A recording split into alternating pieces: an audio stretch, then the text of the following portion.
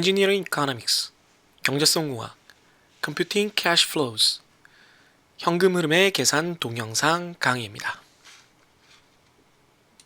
교수님은 혹시 조별 과제 하시나요? 마지막으로 요청을 조별 과제를 많이 하는 편이고요.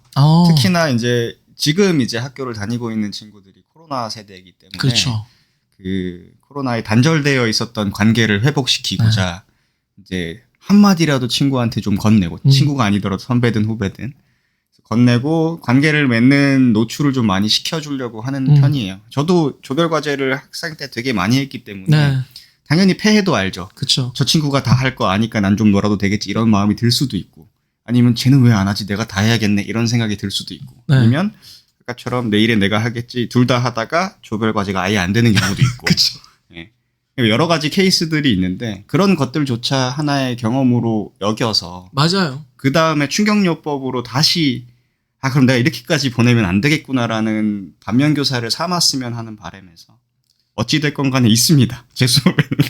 저는 제 수업에는 그렇게 많지 않은데 캡스톤 할 때 이제 교수님이 이번에 함께 하시는 있는데 교수님 말씀하신 게 맞는 게 여러분들한테 좀 우울한 얘기일 수도 있지만 여러분들이 대학을 마치고 사회로 나가도 있습니다. 계속 똑같이 빌런은 있고요. 네, 똑같이 프리라이더는 있고요. 계속 조별 과제를 하게 돼.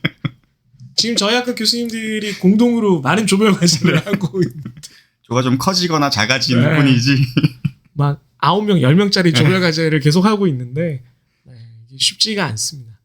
제가 뭐 나중에 이제 요것도 교수님들끼리 모여서 한 서너 명 모여서 이런 얘기를 해봐도 괜찮을 것 같아요. 네. 우리가 학창 시절에 우리가 겪었던 조별 과제 얘기. 저는 9분의 1짜리 한번 겪어본 적이 있거든요. 9분의 1이요? 네, 9명짜리 조인데 네. 혼자 하셨어요? 너무 큰데 그거는. PPT도 내가 만들고 발표도 내가 최악의 하드 캐리를 하드캐리를 했는데 뭐 김정 교수님 조별 과제 페이커였습니다. 그 후로 다들 연락이 안 돼. 아무 의미 없는 조별 과제.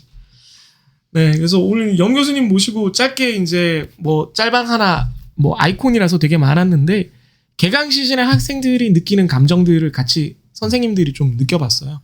특히 이제 새로 오신 교수님들을 학생들한테 좀 소개하고 싶은 생각도 있었고 이제 요약을 하자면 제 입장에서는 학생들이 느끼는 개강 스트레스가 선생님들도 비슷하다. 같이 좀 힘을 내서 좀 잘 해보자. 뭐 이런 게 가장 컸고요. 영 교수님은 좀 어떤 얘기를 개강주의 학생들한테 하시고 싶으신지. 저는 이제 사실은 수업 들어가서 항상 하는 얘기인데 방학이 너무 짧지 너무 끝나서 아쉽겠다 이제 못 자겠네 라는 얘기를 먼저 하고 시작을 하는데요. 근데 어찌됐건 간에 시즌이 있으니까 학교는 학기제로 돌아가고 시즌이 있으니까 이제 또 힘내서 이제 뭔가를 열심히 해야 될 타이밍이 왔으니 그때는 또 그때에 맞게 열심히 달리고 또 방학이 또 올 거니까 네. 방학이 있을 때가 좋습니다. 뒤에 만약에 뒤에 방학이 없다 그럼 졸업이 되는 거잖아요. 그러면 그때부터는 이제 내가 노는 게 아니게 돼요. 자는 게 아니게 되고. 되게 아우란 얘기인데 여러분들 사회에 나가면 방학이 없어요. 네. 너무 갑자기 우울해지는데 주로 이제 영 교수님 수업과 제 수업을 듣는 학생들이 2학년, 1, 2학년들이 많으니까 1, 2학년 학생들은 방학을 좀 즐겁게 보내고 이제 15주 동안은 좀 바짝 달려서 친구들과 함께 선생님과 함께 뭔가를 그래도 내가 3월부터 6월을 지났을 때 조금 더 나은 내가 됐다라는 좀 자기 만족감이 있었으면 좋겠고 그래야 방학을 좀 홀가분하게 놀 수 있어요. 사실 그게 매일 잘 때도 그렇지만 아무것도 안 하고 잠자리에 들면 되게 찝찝하거든요. 이게 똑같습니다. 그래서 방학을 늘 재미있게 보내기 위한 시간으로 뭐 여기는 것도 좋겠다. 영 교수님 말대로 그런 생각이었습니다. 그러면 오늘은 영 교수님과 대학생활 짤방을 봤고요. 다음에 또 영 교수님이나 또 다른 교수님과 함께 재밌는 시간 한번 가져보도록 하겠습니다. 여러분 안녕. 네, 2자율 공식 같이 보도록 하죠. 이제 구구단을 구성하는 우리가 몇 단을 배울지를 정했으니까 PFA 요 세 가지죠. P, F, A 현재, 미래, 그리고 연간 등가 요 세 가지 간의 관계식을 우리가 공식으로 배울 겁니다. 그걸 2자율 공식이라고 불러요. 그러니까 P 형태의 현금 흐름을 뭐 F나 A로 혹은 A 형태의 현금 흐름을 F나 P로, 반대로 F 형태의 현금 흐름을 또 A나 P로 다 이렇게 만들 수가 있습니다. 이렇게 만드는 계산식들, 이렇게 바꾸면서도 크기는 달라지지만 경제적인 등가는 유지하는 그런 계산식을 우리가 배우게 되는 거죠. 그걸 이자율 공식이라고 부릅니다. 그래서 이자율 공식은 방금 설명한 대로 간단하게는 경제적 등가를 계산하기 위한 공식이고요. 포뮬라니까 말 그대로 공식, 등식인데 어디에서 출발해서 뭐를 구하기 위한 공식인 거잖아요. 그래서 여기가 시작, 여기가 도착 지점, 이렇게 돼서 x에서 y로 바꾼다 라고 쓰고요. 그랬을 때 이런 식으로 표현을 합니다. 예를 들어서 보면 현재 가치는 내가 알고 있는데, P는 알고 있는데 얘랑 경제적으로 등가인 어떤 시점, 미래 시점에 그 현금 크기를 알고 싶다, F의 크기를 알고 싶다라는 게 제 의도라고 한다면 P에서 F로 이렇게 화살표로 이렇게 쓸 수 있어요. 이걸 P를 넣고 뭔가를 곱해서 F를 만드는 이런 과정이 되는 거거든요. 그랬을 때 여기 곱하는 얘가 공식이 되겠습니다. 공식. 근데 형태가 여기서는 P에서 F로 썼는데 여기는 P분의 F로 써요. 그리고 이 공식의 다른 입력값은 이자율과 기간이 있다는 것을 우리가 알 수 있습니다. 그래서 우리가 이자율 공식을 이렇게 배울 때 크게 이제 세 가지 종류의 학습이 존재를 해요. 그러니까 세 단계로 배워야 돼요. 첫 번째는 표현식. 방금 본 요걸 표현식이라고 하거든요. 계산의 목적이나 의미를 나타내준 expression formula라고 합니다. expression. 그냥 expression이라고 하면 돼요. 그래서 P에서 F로 이렇게 화살표로 쓸 수 있지만 계산식을 이렇게 쓰기 위해서는 이런 형태로 정리가 돼야 됩니다. 왜 이런 형태냐? 잘 보시면 이 부분만 잘 뜯어서 보면 P, 이게 곱하기잖아요 지금. P분의 F입니다. 이렇게 하면 F가 남겠죠. 그러니까 P를 F가 되게끔 곱해주는 무언가라는 뜻이에요. 이 괄호 안에 있는 게. 그래서 이게 표현식입니다.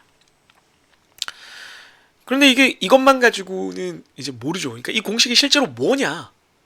이걸 계산을 하려면 구체적으로 뭘 곱하고 뭘 어떻게 뭐 몇 승을 하고 이런 걸 알아야 되니까 그건 뭐냐? 그게 포뮬라입니다. 공식. 그래서 얘를 방금 이 부분을 구체적으로 표현하면 이렇게 됩니다. 그게 포뮬라예요. 1 플러스 i의 n승이에요. P를 F로 바꿀 때 이자율은 i고 기간은 n일 때 P랑 똑같은 경제적 등가인 F를 구하는 방법은 1 플러스 i의 n승을 곱하는 거다. 이거 우리 앞에서 봤어요. 원리합계 공식이랑 같죠. 그죠? 복리의 원리합계 공식이랑 같아요. 그러니까 예금 P를 하고 원리합계를 미래 F에 받을 때 얼마를 받게 되느냐를 구하는 거랑 똑같잖아요. 그래서 실제로 이걸로 계산을 하죠. 그런데 이건 뭐 손으로 계산할 수도 있고 뭐 계산기로 계산할 수도 있고 하지만 이거를 뭐 요즘 세상에 누가 그렇게 계산을 합니까? 다 컴퓨터가 해주죠. 컴퓨터, 여기서 정확히는 우리가 엑셀이나 혹은 구글 스프레드시트로 합니다. 이번 학기에 우리는 공유가 편한 구글 스프레드시트를 쓸 거지만 두 프로그램은 함수가 똑같아요. 뭐 구글 스프레드시트가 사실은 엑셀 함수를 그대로 다 차용을 했기 때문이긴 하지만, 그래서 실제 계산법을 배웁니다. 이걸 1 플러스 i를 넣어서 이렇게 할 수도 있고요. 여기는 안 적혀 있는데 이거를 fv라는 함수를 써서 여기에다가 4% 5를 넣고 마이너스 0을 넣고 마이너스 100을 넣으면 이 계산이 돼요. 그래서 직접적으로 이렇게 1 플러스 i의 n승이라는 계산을 하거나 아니면 이 표현식만 보고도 여러분들이 이제 익숙해지면 바로 이렇게 이미 존재하는 엑셀 함수를 이용해서 계산을 할 수가 있게 됩니다. 이렇게 세 단계의 공부를 여러분들이 하게 됩니다. 그러면 표현식이나 공식이나 함수를 달달 외워야 되느냐? 표현식이랑 함수 정도는 그냥 툭 치면 나올 정도로 알아야 돼요. 공식은 이런 게 있지 라고 알아두고 왜 그렇게 되는지 이해해두고 필요하면 찾아보면 됩니다. 강의 자료를 보면 돼요. 제 모든 과목은 기본적으로 오픈북을 전제로 합니다. 여러분들이 책을 열어보지도 못하는 환경에서 무언가 업무를 할 일은 별로 없어요. 그래서 한 페이지로 요 강의 자료 뒷부분에 보면 이자율 공식을 예쁘게 요약해놨기 때문에 그걸 보면 됩니다. 근데 봐서 이해를 할 수 있어야 되죠. 내가 뭘 계산해야 되지? 표현식. 이게 논리적으로는 어떻게 되지? 공식. 이건 뭐 외울 필요까지는 없다. 그럼 이건 나 진짜 계산을 해야 되는데 어떻게 계산하지? 함수. 요 단계를 여러분들이 거치게 됩니다. 꼭 알아야 되는 중요성은 얘는 뭐 별 2개? 3개? 얘는 별 1개? 얘는 별 3개죠. 네. 뭐 근데 셋 다 알아야 돼요. 그래서 이 관계식, 그러니까 한 공식에 대해서 이렇게 3가지를 알아야 되는데 그럼 총 몇 가지를 알아야 되느냐? 그냥 단순히 생각을 해보면 P에서 F로도 가고 F에서 P로도 갈 거고 P에서 A로도 가고 A에서 P로도 가고 F에서 A로도 가고 A에서 F로도 가고 6개네? 이렇게 생각할 수 있습니다.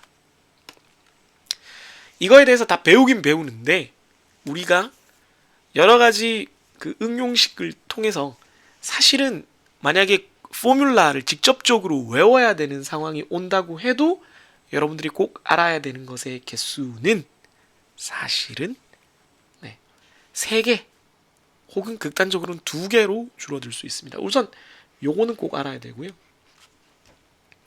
그 다음에 AP든 AF든 둘 중에 하나는 알아야 됩니다. 얘는 알아두면 좋은데 다른 방법이 있어요.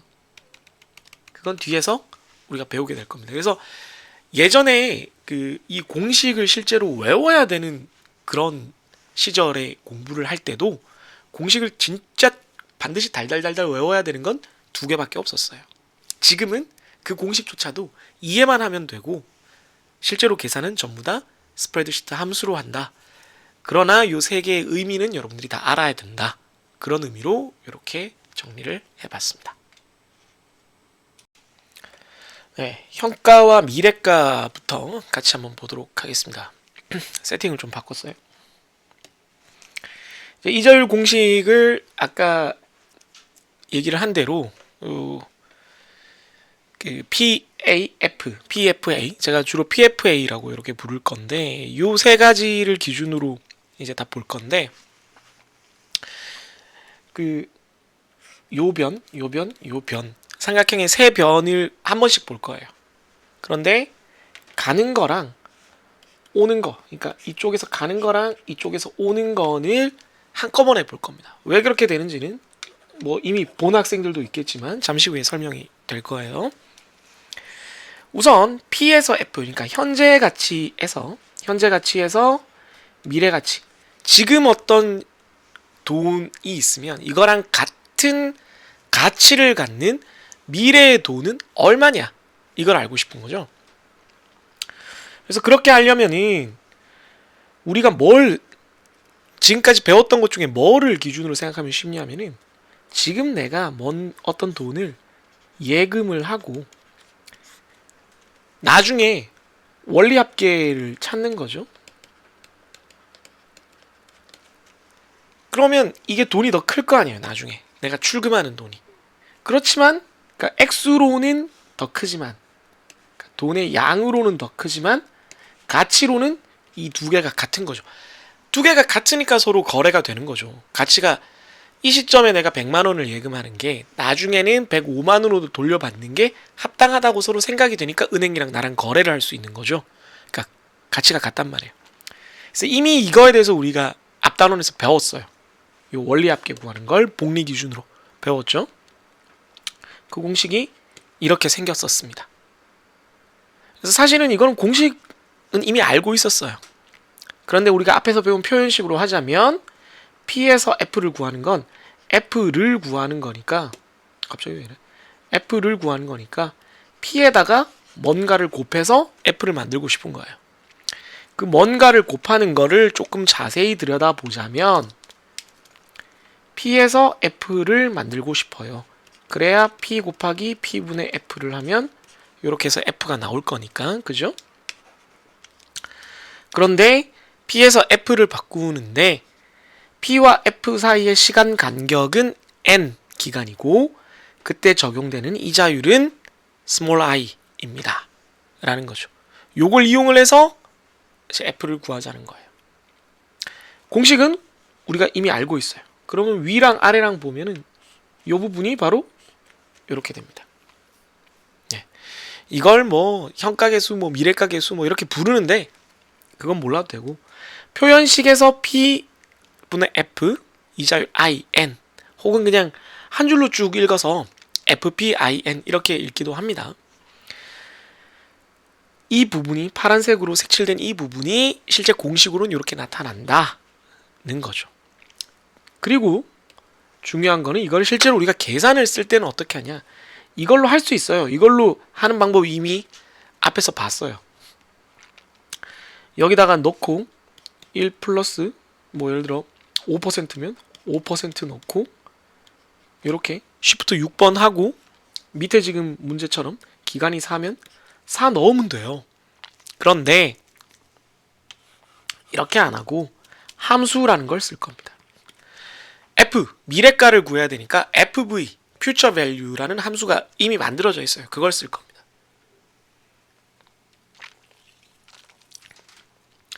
future value라는 함수를 엑셀도 그렇고 구글 스프레드시트도 그렇고 fv까지 입력을 해보면 괄호 열어보면 혹시 안 나오면 F1 누르면 이렇게 밑에 설명이 나와요. 뭘 입력하라고. 제일 먼저 뭐 이자율, 그 다음 납입 횟수, 그 다음에 납입액, 현재 가치, 불입시점 이렇게 나오는데 처음 이제 함수 형태를 봤으니까 하나하나씩 설명을 할게요. 이자율은 우리가 알고 있어요. 이자율은 이렇게 5%, 그러니까 이자 i입니다. 이자율 i. 그 다음에 납입 횟수가 기간 n을 의미하는 거예요. 그 다음 납입액이라는 거는 왜 이렇게 번역을 했는지 모르겠지만 반복적으로 발생하는 현금 흐름을 의미해요. 이 기간 n 동안 반복적으로 발생하는 현금 흐름이 있냐? 반복적으로 발생하는 현금 흐름이 뭐예요? 우리 알고 있잖아요. 네. A죠, A. A입니다. 그게 아니고 이제 반복적으로 발생하는 현금 흐름 말고 현재 가치는 우리가 아는 거죠. P입니다. 그 다음 불입 시점은 뭐냐? 이거를 기간을 기수불로 따질 거냐? 기말불로 따질 거냐인데 디폴트가 기말불이고 우리가 기간 n equal 3은 3기간 후라고 했잖아요. 3기간이 지난 후라는 의미다 라고 했잖아요. n equal 3을. 이게 바로 기간 기말불의 의미이기 때문에 이거는 그냥 기입을 안 하면 돼요. 그대로 놔두면 됩니다. 그래서 앞으로는 얘는 그냥 여러분들이 잊으면 되겠습니다. 이런 형태로 돼요. FV에다가 우리가 알고 있는 정보 I, N, P 그리고 A는 모르니까 0 넣으면 원하는 FV가 계산이 됩니다. 다만 여기서 주의할 것은 이게 현금 흐름을 전체로 다 합쳤을 때 가치가 0이 되게 가치가 플러스 마이너스 합쳐서 0이 되게끔 만들어주는 걸 목표로 하고 있기 때문에 이렇게 넣으면 여기가 마이너스가 나와요. 마이너스가. 그래서 100을 넣으면 마이너스 121이 나와요. 그래서 여기에다 마이너스를 달거나 여기에다가 마이너스를 달아줘야 우리가 원하는 부호가 나온다. 그거는 나중에 예제를 보면서 다시 한번 강조하도록 할게요. 여기선 표시만 해둘게요. 여기에다 마이너스를 하거나 혹은 여기에다가 마이너스를 해줘야 원하는 크기가 나온다 라고 얘기를 할 수가 있겠습니다. 반대로 그럼 F에서 P는 어떻게 하냐? 이미 이제 우리가 이 공식을 아니까 여기서 얘를 이렇게 넘기면은 이렇게 나오겠죠. 이게 마이너스 n승이라는 게 1 플러스 i의 n승분의 1이란 뜻이잖아요. 예, 마이너스 n승이라는 거는 이제 분모에 가는 거니까 이걸 넘긴 거랑 똑같은 거죠, 그죠? 네. 이것도 이미 공식을 알고 있는 상태에서 출발을 할 수 있는 건데 의미를 따지자면 f 미래가에서 현재가를 구하기로 한 거니까 현재가 p를 구하고 싶다. f에다가 무언가를 곱해서 구하고 싶다. 근데 그 무언가가 이렇게 생겼다 이겁니다. 네. 아 그럼 벌써 공식 2개잖아. 뭐 자꾸 하나래. 그런데 생각을 해보면 지금 우리가 방금 살펴본 요 공식과 요 공식은 서로 역수관계예요. 역수관계. 그 2개를 곱하면 1이 돼요. 그러니까 요 표현식과 요 표현식을 나란히 써서 f를 p로 바꾸는 공식과 p를 f로 바꾸는 공식과 f를 p로 바꾸는 공식을 나란히 써서 곱하면 1이 된다는 겁니다. 당연히 1이 되겠죠. 왜? p에서 f를 구하는 공식은 요걸 한 거잖아요. f에서 p를 구하는 공식은 다시 요걸 한 거니까 제자리로 돌아온 거잖아요. 1이 돼야죠. 1이 될 수밖에 없죠. 따라서 p에서 f를 구하는 것과 f에서 p를 구하는 것은 항상 역수관계다. 그러니까 이 노란색 선으로 지금 오른쪽 위에 표현된 여기에서 이 관계 하나에서 이 삼각형의 변 하나에 대해서 변이 3개 있지만 어느 변이건 한쪽으로 가는 공식을 알면 반대쪽으로 오는 공식도 여러분들이 이미 알고 있는 거나 다름없는 거예요. 왜? 역수를 취하면 되니까. 거꾸로 뒤집으면 되니까. 그 얘기입니다.